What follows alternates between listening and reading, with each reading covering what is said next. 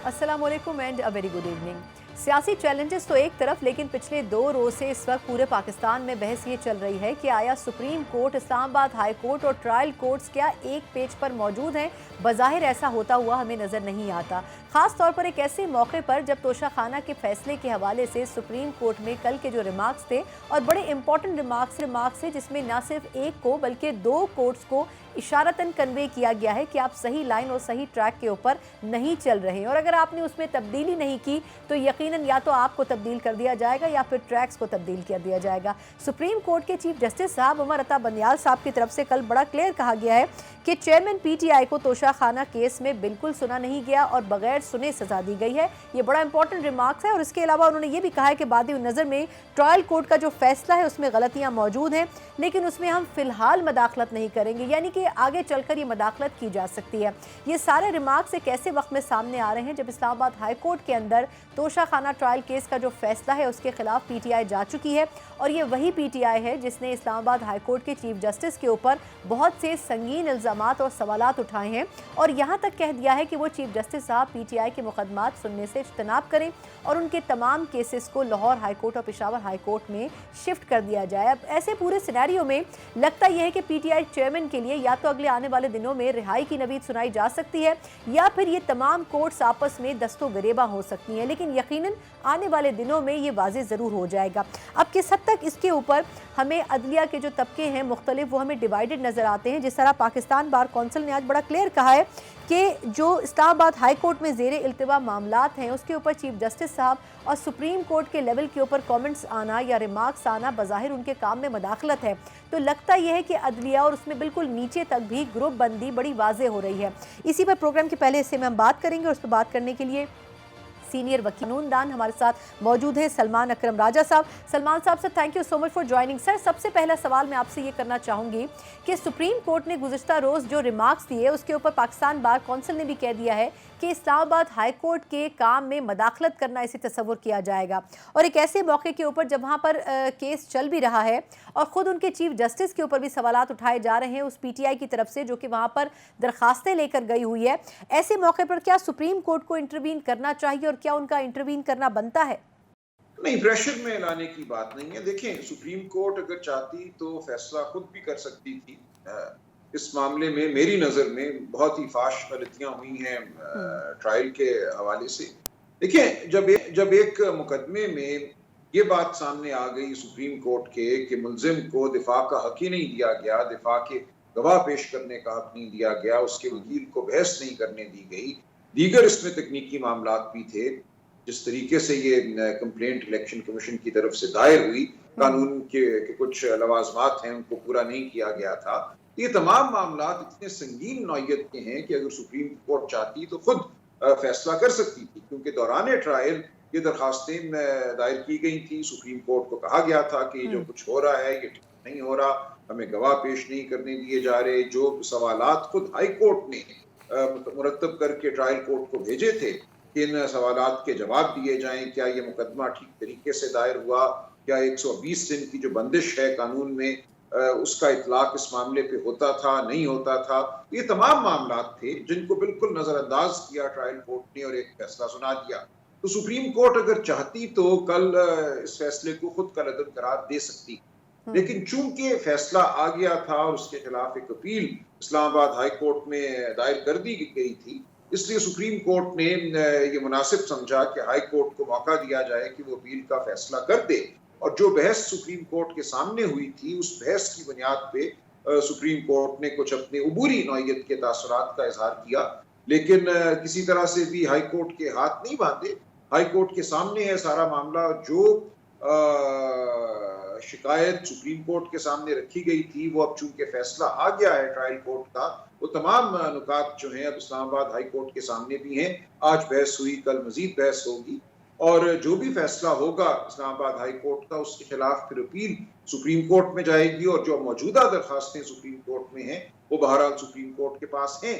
लिहाजा ये मामला सुप्रीम कोर्ट की के सामने तो है ही, लेकिन सुप्रीम कोर्ट ने इस्लामाबाद हाई कोर्ट को मौका दिया है कि वो फैसला करे, ताकि उसके बाद सुप्रीम कोर्ट इस तमाम मामले का जायजा ले। बिल्कुल ठीक। अच्छा, लेकिन सर एक पहलू पे और भी वजाहत चाहूँगी आपसे कि जो पाकिस्तान बार कौंसिल है वो ये कह रही है कि जो रिमार्क सुप्रीम कोर्ट की तरफ से दिए गए हैं, तो एक तो इस्लामाबाद हाई कोर्ट में जो ज़ेरे इल्तवा मामलात हैं उसमें मदाखलत नहीं करनी चाहिए सुप्रीम कोर्ट को जब तक वो किसी नतीजे पर ना पहुँच जाएँ। तो आपके ख्याल में क्या वाकई वो मदाखलत कंसिडर किया जाएगा जो सुप्रीम कोर्ट की तरफ से कल रिमार्क्स आए? देखिए, मुदाखलत नहीं है। सुप्रीम कोर्ट के सामने एक दरखास्त मौजूद थी और उस दरखास्त की सुनवाई के दौरान सुप्रीम कोर्ट ने जो बहस हुई, उस बहस के नतीजे में कुछ तासुरात का इजहार किया। वो तासुरात उस बहस के नतीजे में सामने आए ना। लेकिन सुप्रीम कोर्ट ने कोई इस्लामाबाद हाई कोर्ट को ये तो नहीं कहा कि आप फैसला यूं करें या यूं ना करें। वो मामला अपनी जगह है, इसलिए इस पर राय हो सकती है मुख्तलिफ वकला की। लेकिन मेरी नजर में अब कल जो भी मामला होगा इस्लामाबाद हाई कोर्ट में, उसके बाद देखेंगे सुप्रीम कोर्ट में क्या सूरत हाल है। अच्छा, एक छोटा सवाल और भी सर, वो ये कि इस्लामाबाद हाई कोर्ट के चीफ जस्टिस के ऊपर पीटीआई एतराज़ात भी कर रही है, लेकिन फिर दरखास्तें भी तोशा खाना के फैसले के खिलाफ वहीं दायर कर रही है। तो आपके ख्याल में क्या उनको किसी दूसरे प्लेटफॉर्म को रुजू करना चाहिए, सुप्रीम कोर्ट जाना चाहिए? क्योंकि वो कह चुके हैं कि हमारे तमाम केसेस जो हैं वो या तो लाहौर हाई कोर्ट में शिफ्ट किए जाएं या पेशावर हाई कोर्ट में। तो ऐसे सिनेरियो में फिर इस्लामाबाद हाई कोर्ट और फिर उनके जो चीफ जस्टिस हैं उनसे एक्सपेक्ट करना कितना मुश्किल होगा पीटीआई के लिए? नहीं, देखें, मुकदमा तो वहीं दायर किया जाता है जहां कानून के मुताबिक दायर करना बनता है। अब अगर इस्लामाबाद की जुरिस्डिक्शन में, इस्लामाबाद के इलाके में कोई मातहत अदालत फैसला करती है, उसकी अपील तो ज़ाहिर है इस्लामाबाद हाई कोर्ट ही जाएगी। और ये इस्लामाबाद हाई कोर्ट की चीफ जस्टिस साहब की सवाबदीद है कि वो मामला अपने पास रखते हैं या किसी और अपने जो दीगर जज साहिबान हैं उनके हवाले कर देते हैं।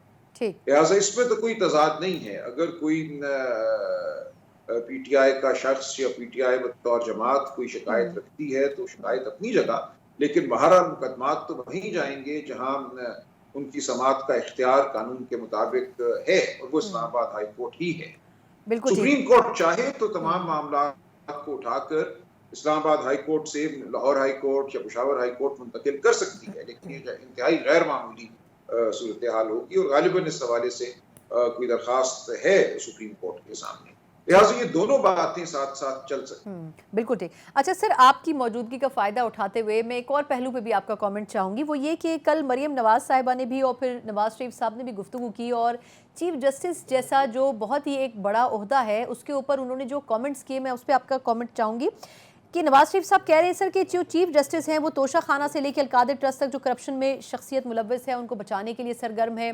फिर वो उनके केसेस में भी उनको रिलीफ दिलाना चाहते हैं, उसके लिए उन्होंने अपना करियर भी जो है वो कॉम्प्रोमाइज़ कर लिया है। मरियम साहिबा कह रही हैं कि जी चीफ जस्टिस ऑफ पाकिस्तान जो हैं वो चेयरमैन पीटीआई की वकालत कर रहे हैं। तो आपके ख्याल में क्या chief justice of Pakistan compromise कर रहे हैं अपने पोजिशन के ऊपर, और वाकई क्या वो बाइस नज़र आते हैं आपको? देखिए, मुझे बायस नजर नहीं आते, लेकिन एक सियासी बयान है, उस पर मेरा कोई तबसरा करना नहीं बनता। हमारे यहाँ बहुत सी बातें नहीं, लेकिन माज़रत सलमान साहब, लेकिन उसमें भी हो सकती हैं। सर मैं माज़रत आपकी बात काट रही हूँ, उन्होंने साकिब निसार साहब का भी हवाला दिया ना, क्योंकि आप भी बखूबी वाकिफ़ हैं उनके माजी से और हम लोग भी, तो उन्होंने साकिब निसार साहब को भी कोट किया और वो कंपैरिजन कर रहे थे इनका भी और उनका भी। मैं यही अर्ज कर रहा हूँ ना, ये किसी की एक जाती राय हो सकती है, एक तासुब हो सकता है, उस पे बतौर वकील मेरा तबसरा करना बनता नहीं है। सियासत में जो भी कोई एक नुक्ता नजर अपनाता है वो अपनाए, उसका कानून से या मुझसे कोई ताल्लुक। ठीक। अच्छा, एक आखिरी सवाल सर कि लोगों का ये भी ख्याल है, खासतौर पर जो टेक्निकल ग्राउंड्स के ऊपर पीटीआई चेयरमैन के केसेस देख रहे हैं, कि जो साइफर का केस है वो तोशा खाना से ज़्यादा बड़ा केस साबित हो सकता है। सर आप एग्रीड करेंगे कि ग्राउंड के ऊपर कौन से केस में ज़्यादा बेहतर पोजीशन है पीटीआई चेयरमैन की और कौन सा केस उनके लिए ज़्यादा खतरनाक साबित हो सकता है? देखिए, जो माहौल है उसमें तो किसी भी किस्म के केस में सजा हो सकती है, और हमने देखा जिस तरीके से तोशा खाना के मामले में सजा दी। इसलिए इसमें इस वक्त ये कहना कि ये केस ज्यादा खतरनाक है, वो केस कम खतरनाक है, बहुत मानी खेज बात नहीं है। लेकिन जितने भी मुकदमात हैं उनमें कोई वाज़े मुकदमा मेरी नजर में तो नहीं है, लेकिन ये मेरी एक जाती राय हो सकती है। साइफर के हवाले से मुकदमा ये है कि जो साइफर की कॉपी वज़ीर आज़म हाउस भेजी गई, वो लापता हो गई है, वो गुम हो गई है और उसका कसूरवार वज़ीर आज़म उस वक़्त जो वज़ीर आज़म थे, उनको ठहराया जा रहा है, इमरान खान साहब को। तो ये तमाम मामलात जो हैं, इनको आप एक तरह से सियासी पस मंज़र को सामने रखकर भी देखें और कानूनी जो मामला है, वो जब चलेगा मुकदमा अदालत में, तो बात खुल के सामने आ जाएगी कि ये क्या जुर्म बनता है, किस शख्स का जुर्म बनता है, क्या गवाही, क्या शहादत उनको मुयस्सर है कि साइफर को दानिस्ता किसने गायब किया या गायब हुआ भी कि नहीं हुआ। तो ये तमाम मामलात आगे आएंगे, लेकिन कोई बहुत बड़ा मुकदमा मुझे इस वक्त नजर नहीं आ रहा। बिल्कुल ठीक, बहुत बहुत शुक्रिया। सलमान अकरम राजा साहब हमारे साथ मौजूद थे, कानूनदान भी हैं, और जिस तरीके से पाकिस्तान तहरीक इंसाफ के केसेस चल रहे हैं और ख़ास तौर पर सुप्रीम कोर्ट की तरफ से कल जो डेवलपमेंट हुई है, इस्लामाबाद हाई कोर्ट यकीनन तोशा खाना के खिलाफ जो फैसला आया है उस पर गौर व गौस तो कर रहा है और वहाँ केस की समाअत भी हो रही है, लेकिन इसमें सुप्रीम कोर्ट का इंटरवीन करना, कुछ हलकों की जानिब से इसके ऊपर तनकीद भी की जा रही है और कुछ हल्के ये कह रहे हैं कि इसमें कोई फ़र्क नहीं पड़ता, कानूनी तौर पर सुप्रीम कोर्ट इंटरवीन कर सकती है और किसी भी स्टेज के ऊपर कर सकती है। लेकिन दूसरा मौक़िफ़ इस पर क्या है, ये हम जानेंगे एक मुख्तसर वक्फे के बाद।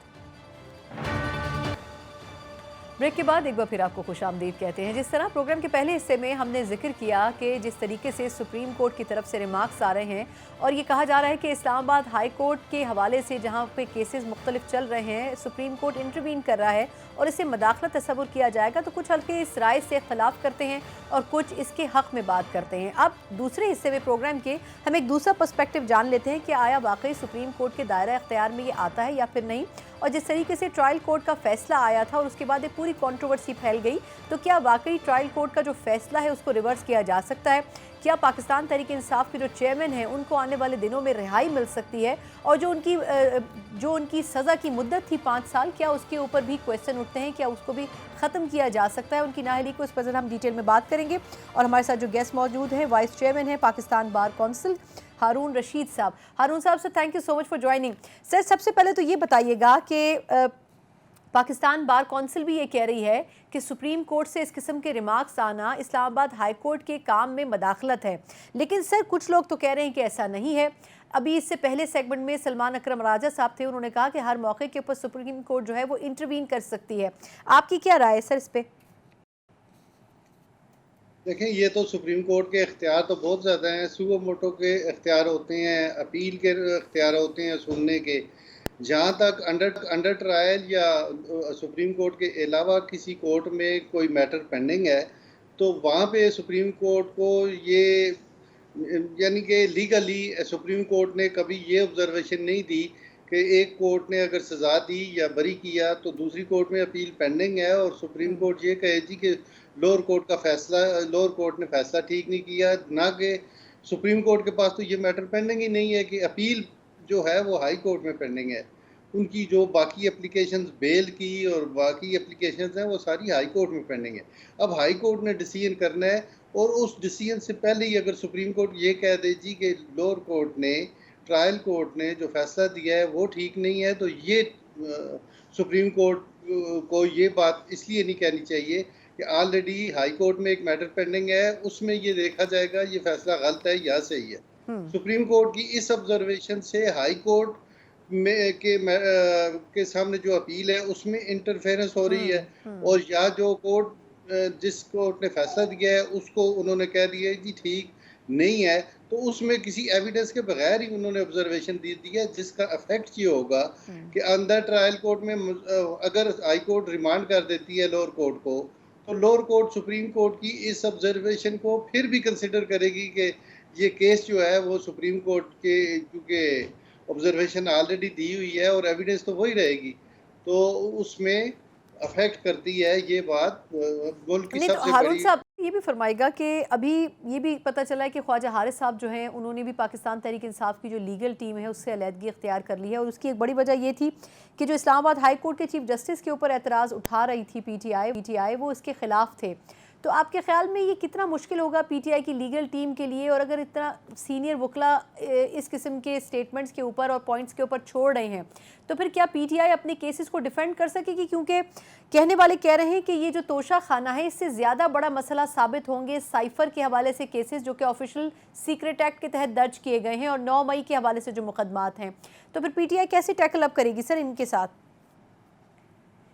मैं इसीलिए कहता हूँ कि जो ख्वाजा हारिस साहब हैं वो एक प्रोफेशनल एडवोकेट हैं, और उनका वो उन्हें भी ये जेब नहीं देता कि वो किसी जज के खिलाफ जो है वो हम्म। अपनी उस पे ये जाहिर करें कि हमें इन पे एतमाद नहीं है। और इसीलिए उन्होंने मेरे ख्याल में ये जो पीटीआई की डिमांड्स हैं उनको वो गैर मुनासिब समझते हुए उन्होंने फिर यही कहा होगा कि मैं इस केस में पेश नहीं होता। हम्म। इसलिए कि आप जजेस के खिलाफ अगर ऑब्जेक्शन करते हैं तो जो जज अपील हाई कोर्ट में जो चीफ जस्टिस और उनके हम्म। साथ एक जज साहब बिल्कुल। बैठे हुए हैं, हम्म। तो फिर फैसला तो उन्होंने देना है, या फिर इनके इस बयान पे ये हो सकता है कि चीफ जस्टिस साहब कोई दूसरा बेंच बना दें। ठीक। वो खुद ही अपने वो ये समझेंगी कि मतलब अगर इनको एतराज है तो मैं बिल्कुल अजीब सी बात है दूसरा सर कि उन्हीं के बारे में बात भी कर रहे हैं और फिर उन्हीं के सामने पेश भी हो रहे हैं। आज भी ऐसा ही हुआ, तो ये बड़ा अजीब और गरीब मंजर था। अच्छा सर, दो चीज़ों पे क्विक आपका कमेंट चाहिए सर। एक तो ये कि मौजूदा चीफ जस्टिस के हवाले से नवाज शरीफ साहब ने बड़े सख्त अल्फाज इस्तेमाल किए हैं कि वो पूरी कोशिश कर रहे हैं कि तोशा खाना और दीगर केसेस में पीटीआई चेयरमैन को रिलीफ दिलवा सकें। एक तो उन्होंने कहा कि ये नहीं होना चाहिए, ये बहुत गलत है, वो पूरा अपना करियर दाव पे लगा रहे हैं। और फिर इस किस्म की इंटेंशंस रखना, फिर उनकी बेटी जो है वो भी ये कह रही हैं कि जी वो उनकी वकालत कर रहे हैं, इससे कम अज़ कम पीटीआई के जो चेयरमैन है वो अच्छे साबित नहीं हो सकते। सर ऐसे स्टेटमेंट्स आने के बाद आपको नहीं लगता कि चीफ जस्टिस साहब को थोड़ा सा एक स्टेप पीछे होना चाहिए? देखें ना, जो पनामा केस है उसमें चीफ जस्टिस साहब उस पनामा केस के बेंच के हिस्सा हैं, तो सारी स्टोरी और एजाजुल हसन साहब हिस्सा हैं उस बेंच के, बल्कि वो सुपरवाइजरी ड्यूटी भी दे रहे थे उस इन्वेस्टिगेशन और उस इंक्वायरी में। तो इसलिए अगर मैं यही कहता हूं कि अगर पीटीआई इस्लामाबाद हाई कोर्ट के बेंच पे एतराज़ करती है तो honourable chief justice Islamabad high court वो कह सकते हैं कि ये दूसरा बेंच कंस्टिट्यूट कर देते हैं, वो सुने, या वो खुद कहें, या तो कोई मेलाफाइडी उनकी हो या कोई साबित हो कि वो करते हैं।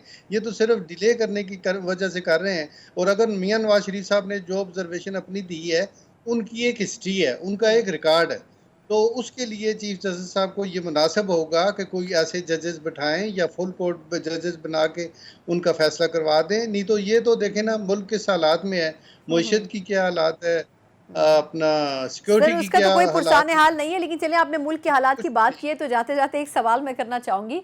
सर ये जो सदर मुमलिकत साहब ने कुछ दिन पहले ट्वीट की और फिर उसके बाद एक पूरा मसाइलिस्तान शुरू हो गया, उन्होंने चीफ सेक्रेटरी के हवाले से बात की, चीफ सेक्रेटरी साहब ने उनको ख़त लिखा, उन्होंने जवाब में आगे उनके भी ख़त का जवाब दे दिया और फिर उन्होंने साथ में पोजीशन भी अपनी क्लियर नहीं की, ना उन्होंने तहकीकात करवाई, उन्होंने उल्टा वजारत कानून को ख़त लिख दिया। तो ये कन्फ्यूजन की एक पूरी साइकिल ख़त्म नहीं हो रही है किसी भी पैमाने पे। आप क्या समझते हैं कि सदर मुमलिकत के इख्तियारात तो चले थे या नहीं थे, ये कन्फ्यूजन मौजूद है, लेकिन क्या ये ज़रूरी था कि ये पूरा मैस फैलाया जाता? देखें ना, ये सदर का जो ओहदा होता है ना, पाकिस्तान का सबसे बड़ा और ओहदा होता है, सदर को रिस्पेक्ट की निगाह से देखा जाता है। और लेकिन अगर सदर साहब कोई ऐसे काम करेंगे जिससे उनकी प्रेसिडेंसी पे पूरी दुनिया भी देखती है कि एक सदर के दफ्तर से इस तरह की लीगैलिटी हो गई है। हकीकत ये है कि सदर साहब ने, जो हमने सुना है, जो पब्लिक के लिए एक बात है कि सदर साहब जब ये अनाउंस हो गया और बिल नोटिफाई ये कहा गया मीडिया पे कि सदर साहब ने उन दोनों बिलों पे साइन कर दिए हैं, तो सदर साहब ये तो सुबह अनाउंस हुआ था, रात को सदर साहब किसी डिनर पे थे और उस डिनर में कुछ मामलात ऐसे हुए कि वहाँ से इनकी तरफ से एक ट्वीट दिया गया, सदर साहब को फोर्स किया गया कि ये ट्वीट आप दें, और सदर साहब ने भी बगैर पढ़े कि आखिर में आके उन्हीं लोगों से माफ़ी मांग रहे हैं जिनके खिलाफ कर रहे हैं, और आखिरी लाइन में कहते हैं जी वो मुझे माफ़ करे और अल्लाह माफ़ करे। अब तो दोनों पार्टियां कब माफ़ करेंगी ये देखेंगे कि ये पूरे मुल्क के साथ उन्होंने एक मजाक किया है। सदर को तो ट्वीट करना ही नहीं चाहिए, बिल्कुल। सदर साहब का कौन सा ट्वीट होता है। बिल्कुल, बहुत बहुत पब्लिक शुक्रिया। को हमारे साथ मौजूद थे vice chairman Pakistan bar council Rashid साहब, और बड़े दिलचस्प अंदाज में उन्होंने जाते जाते कहा है कि सदर साहब ने किसी के कहने पर ट्वीट किया, लेकिन जो कुछ भी हुआ उन्होंने अपने पर्सनल अकाउंट से ज़रूर किया, लेकिन जो कंट्रोवर्सी फैली है, जो पाकिस्तान को बदनामी हुई है, वो शायद कहीं भी रिवर्स नहीं हो सकती। लेकिन एक मुख्तसर वक्फे के बाद कुछ चैलेंजेस के ऊपर भी बात करेंगे कि पाकिस्तान में एक हुकूमत के जाने के बाद यकीनन जो कुछ वो करके जाती है उसके ऊपर तबसरे और तज्जिए तो किए जाते हैं, लेकिन इस पर भी बात होनी चाहिए कि वो हुकूमत दावे क्या करके गई और हकीकत उसके बरक्स नज़र आती है। साबका हुकूमत ने जो सिर्फ 16 माह के कलील अरसे के लिए आई थी, रिकॉर्ड कर्जे लिए, अब ये कर्जे इस्तेमाल कितने हुए, कितना फ़ायदा आवाम को पहुंचा, ये अलग बात है, लेकिन वो जो अगर ये कह के जाती रही कि हम इतना कुछ कर नहीं सके आवाम के लिए, तो इस बात में कितनी सच्चाई है जब आप रिकॉर्ड कर्जे बैनुल अक़वामी सतह के ऊपर लेते हैं। इस पर बात करेंगे एक ब्रेक के बाद। ब्रेक के बाद एक बार फिर आपको खुशामदीद कहते हैं। जहां इस वक्त हुकूमत सियासी चैलेंजेस से निमट रही है, इदारे और अदालतें मुख्तलिफ चैलेंजेस में फंसी हुई नजर आती हैं, लेकिन सबसे बड़ा चैलेंज शायद हम इससे सरफे नज़र कर लेते हैं और वो है मईशत का चैलेंज।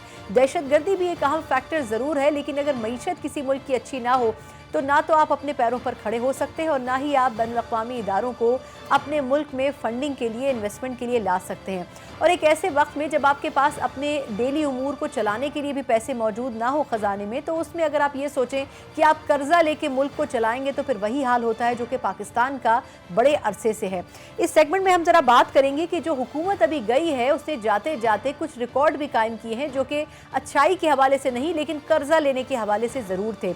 और इस हवाले से एक बड़ी अच्छी स्टोरी शेयर की थी हमारे सीनियर सहाफ़ी हैं, उन्हीं को मैं इस सेगमेंट में शामिल करना चाहूँगी और तारुफ भी उनका करवा देती हूँ। शहबाज राना साहब बड़े सीनियर जर्नलिस्ट हैं, इकोनॉमी के ऊपर बहुत ज़बरदस्त बात भी करते हैं, लिखते भी हैं। तो शहबाज साहब से पहले तो बहुत शुक्रिया, आपने हमें वक्त दिया। सर, आपने कल एक स्टोरी भी शेयर की और जाहिर सी बात है कि आप तो इसमें एक्सपर्टीज़ भी रखते हैं। मैं चाहूँगी कि थोड़ा सा हमारे नाजरीन को भी बताएं कि आपने कहा था कि जी जुलाई का जो महीना था उसमें उस हुकूमत ने जो कि जा चुकी है रिकॉर्ड कर्जे लिए तकरीबन $5 बिलियन। तो ज़रा इसका अगर बैकग्राउंड हमें बताएंगे कि जाते जाते क्या कमाल करके गई है ये पीडीएम की हुकूमत। जी बिस्मिल्लाहिर्रहमानिर्रहीम, बहुत शुक्रिया आपका। देखिए, ये जो जुलाई में कर्ज़ों का यकदम एक फ़्लो बढ़ा, $5 अरब के कर्ज़े सिर्फ एक माह में लिए गए और पाकिस्तान की तारीख में कभी ऐसा नहीं हो कि एक माह के अंदर इतने बड़े कर्ज़े लिए जाएँ। इसकी वजह ये थी कि पिछले कोई 1 साल से या 1.5 साल का जो अरसा था उसमें हुकूमत पाकिस्तान को नए कर्ज़े नहीं मिल रहे थे और नए कर्ज़े ना मिलने की वजह ये थी कि पाकिस्तान IMF के जो प्रोग्राम में था वो इफेक्टिवली वो इम्प्लीमेंट नहीं हो रहा था, प्रोग्राम तकरीबन सस्पेंडेड था, जिसकी वजह से जो बाकी इदारे हैं जैसे एशियाई तरक्याती बैंक है, वर्ल्ड बैंक है या सऊदी अरब है, मुत्तहिदा अरब अमारात, वो पाकिस्तान को नए कर्जे नहीं दे रहे थे। तो 12 जुलाई को जब IMF का जो प्रोग्राम है पाकिस्तान का नया साइन हो गया, उसके बाद आपने देखा कि एक यकदम एक जो फ्लो आया है कर्ज़ों का वो आया सामने। सऊदी अरब ने $2 अरब दिए, मुत्तहिदा अरब अमारात ने $1 अरब दिया, इसके अलावा IMF ने खुद $1.2 अरब रफली उन्होंने एक ट्रांच दी आपको। फिर हमने कोई $50 करोड़ का एक कर्जा लिया चीन से, गारंटेड लोन था जो पाकिस्तान एयरफोर्स का एक प्रोजेक्ट है उसके लिए वो लोन आया। इसी तरीके से कुछ और भी कर्जे पाकिस्तान ने लिए। तो ये जो इतना बड़ा जो कर्जा आया एक महीने में, इसकी बुनियादी वजह ही यही थी कि ये वो पैसा था जो पाकिस्तान एक्सपेक्ट कर रहा था पिछले माली साल में, लेकिन पिछले माली साल में इसलिए नहीं मिल सका कि IMF का प्रोग्राम जो था वो इफेक्टिव नहीं था। अगर आपको इसको कंपेयर करें $5 अरब को जुलाई 2023 में जो आया है इसको जुलाई 2022 में, तो वो तो हार्डली कोई $180 मिलियन या $18 करोड़ कर्जा हमें मिला था। अब ये क्यों कर्जा चाहिए था? अगेन आपको पता है कि हमारे जो गैर मुल्की ज़र मुबादला के ज़खायर थे एक स्टेज पे $3 अरब से भी नीचे गिर गए थे। तो इन कर्ज़ों के आने के बाद वो जो रिजर्व्स थे स्टेट बैंक ऑफ पाकिस्तान को फिर $8 अरब क्रॉस किया, जिसकी वजह से एक रीजनेबल आपको लेवल मिला। तो वक्ती तौर पर एक स्टेबिलिटी ज़रूर आई, एक्सचेंज रेट भी थोड़ा सा मुस्तहकम हुआ, लेकिन वो वक्ती था। उसके बाद फिर आपने देखा एक दफ़ा फिर चीज़ें जो है वो ख़राब होना शुरू हो गई। अच्छा, लेकिन शहबाज ये बताएगा कि आपने आज भी जैसे जिक्र किया ट्विटर के ऊपर कि जी जो $1 है वो तकरीबन 300 तो क्रॉस कर चुका है। बहुत दिनों से ये लग रहा था कि क्रॉस करेगा और क्रॉस कर भी लिया। अब तकरीबन ये जो इंटरम सेटअप आया है इसमें आपने खुद भी कहा कि तकरीबन 10 से 12 रुपए का फ़र्क आया डॉलर के रेट में। तो उस गवर्नमेंट के जाते ही हमने देखा कि विद इन 2 वीक्स डॉलर बार बार ऊपर गया और रुपया बार बार नीचे आया। तो ये एकदम से ड्रास्टिक चेंज क्यों आया? रुपये के ऊपर एकदम से प्रेशर क्यों पड़ा है? देखिए, बहुत सारे फैक्टर्स होते हैं जिसकी वजह से रुपए की कदर में कमी होती है, जिसमें सबसे बड़ा फैक्टर ये होता है कि जितनी मार्केट के अंदर डॉलर की डिमांड है उतना डॉलर अवेलेबल नहीं होता। अवेलेबल क्यों नहीं होता? कि आपके जो एक्सपोर्ट्स हैं वो कम है, आपकी जो गैर मुल्की सरमायाकारी है वो कम है, जो तरसीलात ज़ाहिर बाहर के मुल्क से आ रही हैं वो कम है, और उसके मुकाबले में जो आपने अदायगियाँ करनी है, चाहे गैर मुल्की कर्ज़ों की अदायगियाँ हो वो इंटर बैंक से होती हैं या स्टेट बैंक ऑफ पाकिस्तान वो करता है। बाकी जो इम्पोर्ट्स हैं उसके लिए इंटर बैंक से, फिर जो आपकी रिक्वायरमेंट्स होती हैं, दूसरी आपने मुल्क से बाहर जाना है, कुछ स्टडी पर्पसेस के लिए आपको डॉलर चाहिए, उसके लिए जो एक्सचेंज कंपनीज है वहाँ से डॉलर खरीदे जाते हैं। तो इस वक्त जो प्रेशर है वो मार्केट के ऊपर है, डॉलर की प्राइस के ऊपर। ओवर एंड अबव जो चीज़ें दो हुई हैं, अब लोगों को ये लग रहा है नंबर वन के डॉलर की कीमत अब कंट्रोल होने वाली नहीं है, ये और ज़्यादा रुपए की कदर जो है वो गिरेगी और डॉलर और महंगा होगा, तो वो लोग जिनके पास कुछ वसाइल हैं वो जाके डॉलर खरीद रहे हैं। एक इन अ वे पाकिस्तान की इकोनॉमी की जो डॉलराइजेशन हो रही है, जो कि इंतहाई एक मनफी चीज़ होती है। सही बात है, दूसरा इसके अंदर जो फैक्टर आया वो पॉलिटिकल इंस्टेबिलिटी का है। एक जो गैर सियासी जो आपकी गैर यकीनी कैफियत है सियासी फ्रंट के ऊपर, वो बहुत ज़्यादा ग्लेयरिंगली सामने आई है। जो एक कैबिनेट भी अभी अपॉइंट हुई है इंटरम, उसके ऊपर भी एक मिक्स्ड व्यू है। जो हमारी नई वज़ीर ख़जाना है डॉक्टर शमशाद अख्तर साहिबा, वो अभी तक अपनी बहुत इनिशियल स्टेज के ऊपर हैं, अपनी वो ब्रीफिंग्स ले रही हैं और अभी तक वो मीडिया के साथ कम्युनिकेट नहीं कर पाई। अभी तक वो पब्लिक में आके कोई स्टेटमेंट नहीं दी। वजारत ख़जाना मुकम्मल खामोश है। स्टेट बैंक ऑफ पाकिस्तान जो पिछले 1.5 साल से तकरीबन वही कर रहा था जो उसको वजारत ख़जाना कह रही थी, तो स्टेट बैंक ऑफ पाकिस्तान भी मुकम्मल खामोश है। तो एक वैक्यूम जो है ना खला पैदा हो गया मार्केट के अंदर। जो स्पेकुलेटर्स हैं वो इस खला को जो है वो एक्सप्लॉइट कर रहे हैं, तो ये एक बहुत बड़ा फैक्टर है। बाकी भी चीज़ें अपनी जगह है, डॉलर की स्मगलिंग है, बाकी मामलात है, वो तो जो प्रॉब्लम्स थी वो पहले भी एग्जिस्ट कर रही थी, वो आज भी एग्जिस्ट कर रही है।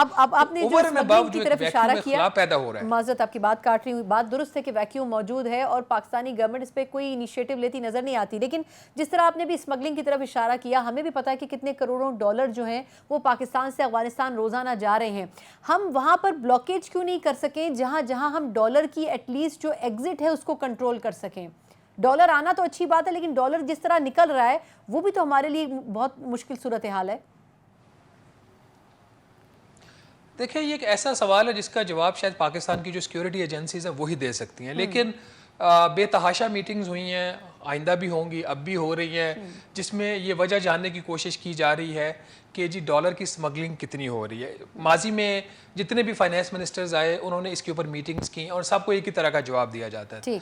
मेरी अपनी जो कुछ इन्फॉर्मेशन भी है और असेसमेंट भी है, इन्फॉर्मेशन ये जो असल जो हकायक है ना डॉलर की स्मगलिंग के और किधर कितना डॉलर स्मगल हो रहा है, उसको जो भी वक्त की हुकूमत होती है उसे छुपाया जा रहा है। उसको छुपाने वाले कौन से इदारे हैं ये हुकूमत को पता है, एक चीज़। दूसरा ये कि अभी हम स्टेट ऑफ डिनाइल के अंदर हैं कि कौन सी वजूहात हैं जिसकी वजह से और कौन से फैक्टर्स हैं जिसकी वजह से डॉलर की स्मगलिंग हो रही है। और कुछ लोग तो बिल्कुल इसको डिनाई करते हैं कि स्मगलिंग नहीं है, कुछ वो जिनको कोई और वजह नहीं मिलती इस चीज़ को डिफेंड करने के लिए कि क्यों डॉलर की कदर ऊपर जा रही है, तो वो कहते हैं कि नहीं स्मगलिंग हो रही है। तो अभी तक हमारे जो रियासती अदारे हैं और हमारी जो हुकूमत है वो उस वजह तक नहीं पहुँच सकी। लेकिन as a matter of fact smuggling dollar की हो रही है। हम जो अफगानिस्तान की इंपोर्ट्स है उसको भी फाइनेंस कर रहे हैं, ईरान से जो स्मगलिंग हो रही है उसका डॉलर भी हमारी मुल्क से जा रहा है, और बाकी भी जो मामलात है जो हवाला और हुंडी है, बाहर से जितने डॉलर्स पाकिस्तान आने चाहिए रेमिटेंसेस की वजह से वो आ नहीं रहे, वो डॉलर्स वहीं पे रुक रहे हैं। हवाले से उसके मुकाबले में जितना रुपया बनता है जो इंटरबैंक से ज़्यादा होता है वो जो कंसर्न फैमिली होती है उन तक पहुंच जाता है। और जो रियासती अदारे हैं जो बाकी सारी चीज़ों पे तो जोर लगा रहे हैं, यहाँ पे आगे उनकी भी जो ताकत है, उनकी जो कुव्वत है, उनकी जो सलाहियत है क्रैकडाउन करने की खत्म हो जाती है। बिल्कुल ऐसे ही आपने बड़े मेजर की फैक्टर्स पे इशारा किया, लेकिन अलमिया यही है कि ये चीज़ें आई डोंट नो, लेकिन गवर्नमेंट्स इसके ऊपर इस तरह से टेकअप नहीं कर सकी, ना पिछली कर सकी, ना उससे पिछली और ना ये गवर्नमेंट। अच्छा, ये जो इस वक्त की इंटरिम गवर्नमेंट है, बज़ाहिर लगता ये है कि ये कुछ महीने के लिए है, लेकिन चैलेंजेस उसमें भी इनके पास खासे हैं। तो मुझे ये बताइएगा कि आपको कितना इंपॉर्टेंट लगता है कि डॉक्टर शमशाद अख्तर आ तो चुकी हैं, ज्वाइन कर चुकी हैं, और आपने खुद कहा कि अभी तक वो सामने नहीं आ रही हैं, लेकिन मेजर स्टेप्स आपके ख्याल में इस गवर्नमेंट को क्या लेने चाहिए in accordance to the economy? देखिए, एक तो ये कि जो डॉक्टर शमशाद अख्तर साहिबा हैं, ये जिन्होंने भी ये कैबिनेट बनाई है उनकी ये पहली चॉइस नहीं थी। ये बात मैंने पहले कहीं और भी की है। उनकी पहली चॉइस थी डॉक्टर हफीज़ शेख, फिर दूसरी चॉइस उनके सुल्तान अलाना साहब थे, फिर तीसरी चॉइस उनकी कोई और थे, वाजिद राना साहब थे, फिर चौथी चॉइस उनकी ये डॉक्टर शमशाद अख्तर थी।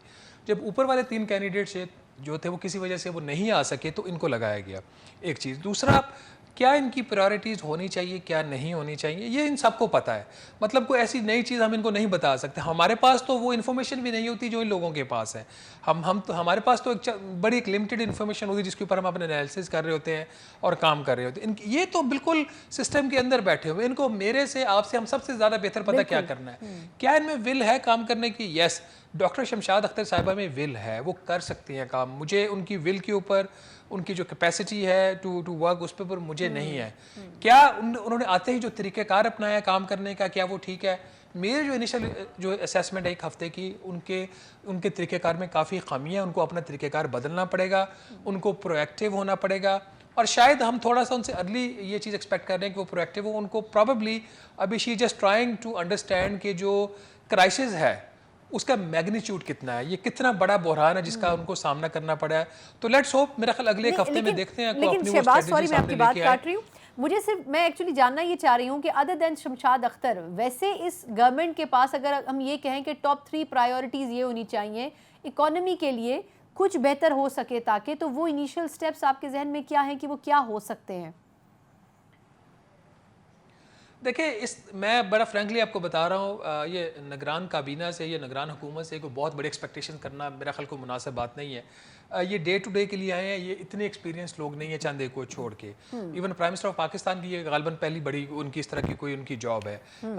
बाकी भी जो कुछ कैबिनेट मेंबर्स हैं, डॉक्टर शमशाद अख्तर साहिबा खुद वो स्टेट बैंक ऑफ पाकिस्तान में गवर्नर भी रही हैं, फाइनेंस मिनिस्टर केयर टेकर रही हैं, लेकिन 2 माह के लिए उसमें क्या वो कितना वो मेजर इंपैक्ट डाल सकती है। इंटरनेशनल फाइनेंशियल इंस्टीट्यूशंस का अपना उनका एक्सपीरियंस है, उसकी हम कदर करते हैं, लेकिन ये जो वजारत ख़जाना है और इसके ज़ुम्मे जो काम वो बहुत बड़े। इसी तरीके से जो हमारे एनर्जी मिनिस्टर हैं, इसी तरीके से हमारे जो इंडस्ट्री के मिनिस्टर हैं, तो आप इनसे डे टू डे चीज़ों तो एक्सपेक्ट कर सकते हैं, फायर फाइटिंग तो एक्सपेक्ट कर सकते हैं।